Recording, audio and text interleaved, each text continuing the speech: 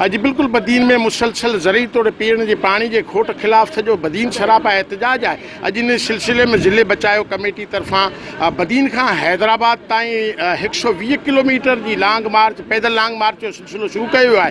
ही अज हिते 6वें आबादगार सियासी समाजी तंजीमूं गठियूं आहिनि जेके बदीन मां ही पैदल लांग मार्च शुरू करे तलार मातली टंडो मोहम्मद खान का हैदराबाद में सीडा ऑफिस पहुंची 120 किलोमीटर जो जो मुफ़ासिलो है तो 4 ॾींहंनि में तय करे सीडा ऑफिस अॻियां धरणो हणंदा। हिननि जो इल्ज़ाम है तो बदीन के पानी फराहम कंदड़ फुलेली कैनाल ऐं अकरम वाह में जो है सो मुसलसल 4 महीननि का पीअण तौर ज़रिए पानी जो सख्त खोट है जैसे करे इंसान चरंद परंद जो से पूर्ण परेशान हैं। इन सिलसिले में असां सां गॾु आबादगार अॻवान मौजूद आहिनि। संदन छा चवण आहे ॿुधो। असां वटि पानी जेको बि अचे पियो फुलेली जो ऐं अकरम जो ॿिन्ही वाहिनि जो पानी चोरी कयो पियो वञे ज़ोरी ऐं हुकूमती धुरुनि वारा जेके बि माण्हू आहिनि उहे चोरी करनि था।